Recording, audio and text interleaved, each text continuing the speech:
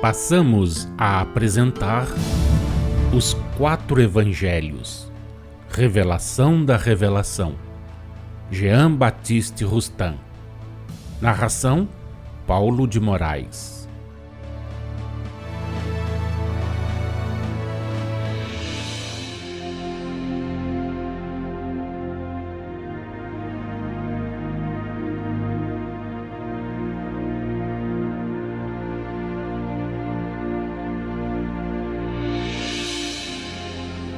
Número 57. Como é que, chegado ao período de preparação para entrar na humanidade, na espiritualidade consciente, o espírito passa desse estado misto que o separa do animal e o prepara para a vida espiritual, ao estado de espírito formado, isto é, de individualidade inteligente, livre e responsável? E como é que, uma vez de posse do livre-arbítrio, da consciência de suas faculdades, da sua vontade, da liberdade de seus atos, lhe sucede falir por orgulho ou inveja? Depois de haver passado pela matéria animal, chegando a um certo grau de desenvolvimento, o espírito, antes de entrar na vida espiritual, precisa permanecer num estado misto. Eis porque e como se opera essa estagnação, sob a direção e a vigilância dos espíritos prepostos.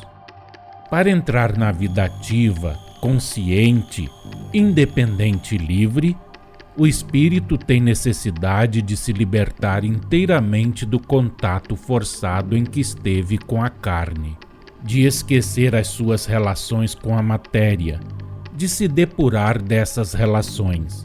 É nesse momento que se prepara a transformação do instinto em inteligência. Suficientemente desenvolvido no estado animal, o espírito é, de certo modo, restituído ao todo universal, mas em condições especiais.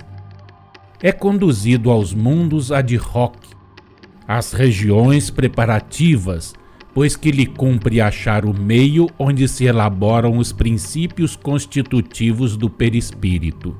Fraco raio de luz, o espírito se vê lançado numa massa de vapores que o envolvem por todos os lados. Aí perde a consciência do seu ser, porquanto a influência da matéria tem que se anular no período da estagnação e cai num estado que chamaremos, para que nos possais compreender, de letargia.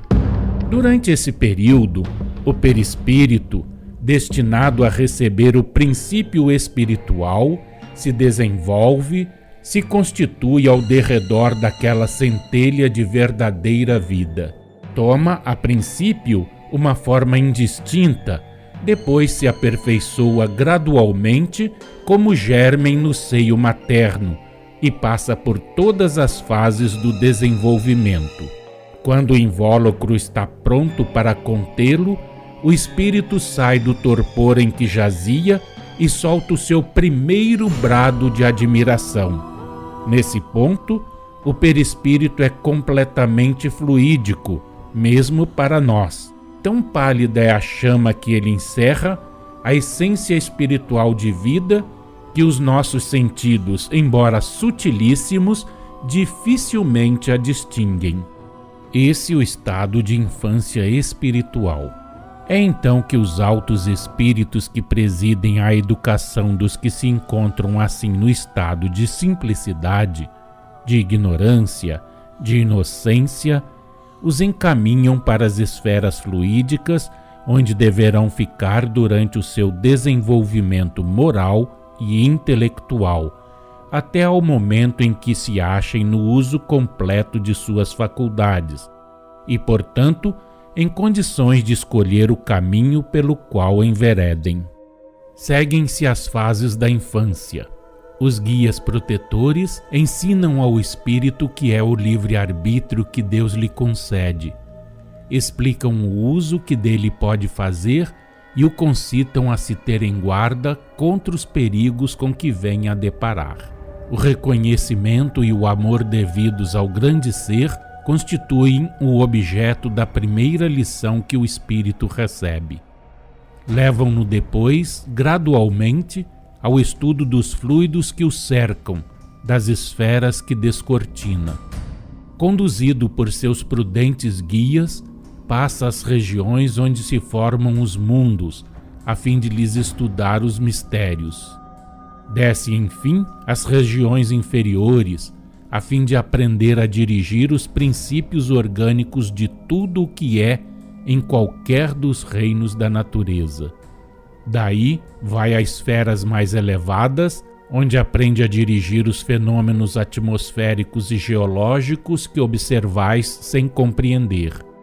Assim é que, de estudo em estudo, de progresso em progresso, o espírito adquire a ciência que, infinita, o aproximará do Mestre Supremo. Mas, já vos dissemos, quando o livre-arbítrio atinge um desenvolvimento completo, os espíritos fazem dele bom ou mau uso. Uns logo no início da vida espiritual consciente, outros em um ponto mais ou menos adiantado da carreira. Todos seguem seus caminhos entregues a si mesmos, como vós outros, isto é, não experimentando mais do que a influência amiga de seus guias, que eles veem à volta de si, como o adolescente vê os membros da sua família se agruparem ao seu derredor para o preservarem dos perigos da vida. É o terrível aprendizado que lhe cumpre fazer do livre-arbítrio. Tudo é tão belo nas regiões superiores, o espírito admira tão grandes coisas que fica maravilhado, deslumbrado. As tendências então se desenvolvem. A ambição nobre de aprender, de subir, quase sempre se imiscui o orgulho ou a inveja.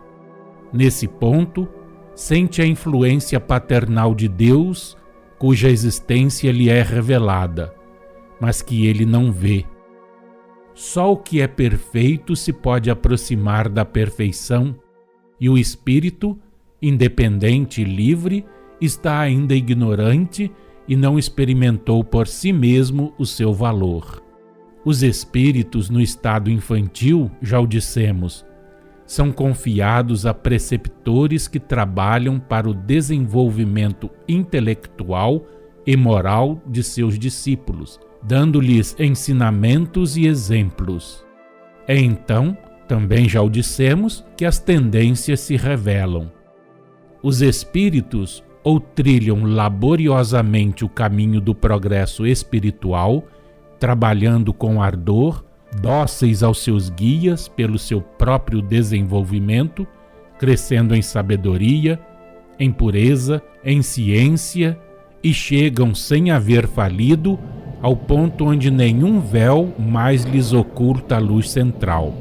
Ou, ao contrário, confiantes em suas forças, desprezam os conselhos que lhes são dados e, inebriados pela visão dos esplendores que cercam os altos espíritos, deixam que o orgulho ou a inveja os empolguem. Já tendo grande poder sobre as regiões inferiores, cujo governo aprendem a exercer, no sentido de que, sempre sob as vistas dos espíritos prepostos à missão de educá-los e sob as do protetor especial do planeta de que se trate, aprendem a dirigir a revolução das estações, a regular a fertilidade do solo, a guiar os encarnados, influenciando-os ocultamente. Muitos acreditam que só ao merecimento próprio devem o que podem, e desprezando todos os conselhos, caem. É a queda pelo orgulho. Outros, por nem sempre compreenderem a ação poderosa de Deus, não admitem que haja uma hierarquia espiritual e acusam de injustiça aquele que os criou, porquanto é Deus quem cria, não o esqueçais. Esses os que caem pela inveja. E por mais impossível que possa parecer, até o ateísmo, não raro, se manifesta naqueles pobres cegos colocados no centro mesmo da luz. E nunca, como aí, o ateísmo nasce tão diretamente do orgulho. Não vendo aquele de quem tudo emana, negam-lhe a existência e se consideram a base e a cúpula do edifício. Nesse caso, sobretudo nesse caso, mais severo é o castigo, pois é um dos casos de primitiva encarnação humana. Preciso se torna que os culpados sintam, no seu interesse, o peso da mão cuja existência não quiseram reconhecer. Qualquer que seja a causa da queda, orgulho, inveja ou ateísmo, os que caem, tornando-se por isso espírito de trevas, são precipitados nos tenebrosos lugares da encarnação humana, conforme ao grau de culpabilidade, nas condições impostas pela necessidade de expiar e progredir. Não vos equivoqueis quanto ao sentido das nossas palavras relativas à ação desses espíritos em via de progresso, que ainda não faliram e que se grupam nas regiões inferiores para conduzir os encarnados, influenciando-os a título de guias, de amigos. Nos mundos inferiores, os encarnados têm seus anjos de guarda, que são espíritos da categoria dos vossos, mais depurados, como dizeis, do que os seus protegidos, e os quais também têm, por protetores e guias, outros espíritos de ordem mais elevada. Tudo se liga e encadeia da base ao ápice, hierarquicamente, na unidade e na solidariedade.